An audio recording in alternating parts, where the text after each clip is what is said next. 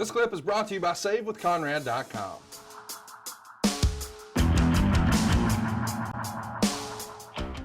Instagram a wrestling historian wants to know, what's your favorite Andre the Giant story?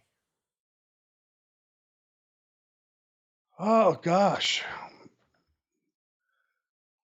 Andre the Giant. Well, we've just, I've told on this broadcast before, just stories about, the guy, his incredible drinking feats, were legendary.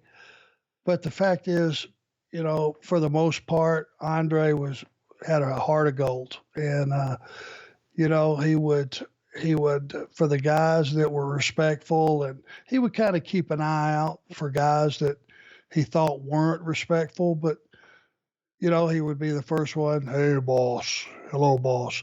Guys would be in the lounge drinking, or the hotel bar drinking. Andre would be the first one to pick up the tab and things of that nature. He did suffer with terrible back, during the period that I was wrestling up there, 88, 89.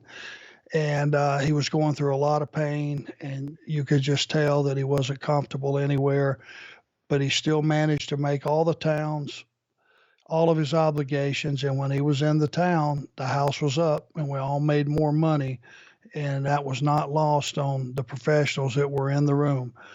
Because when the guy would have to drink four or five bottles of wine just to be able to go to the ring, it wasn't this guy was just a drunk. It was this guy was medicating himself to fulfill his obligations. And I looked at that as a professionalism that was few and far between. Here's an interesting question I never really thought about from Owen. He says, if Vince came up with the NWO idea, do you think he could have done it bigger and better than Eric? I don't think so. I don't either. I don't think so. It was done to capacity crowds, so you don't get any better than full houses. And it was one of those things that was kept close to the vest. Nobody knew about it. And it was one.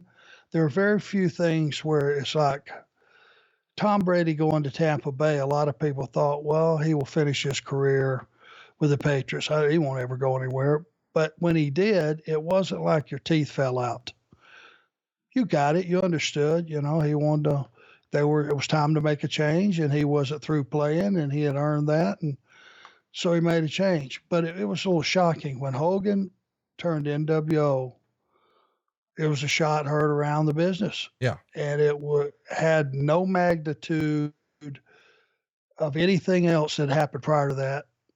It wasn't even remotely on the radar screen to what that did to the business. Hey, it's Conrad Thompson. Thanks for checking out the podcast here on YouTube. Be sure to hit the subscribe button and the notifications bell so you get a notice anytime we upload some new content.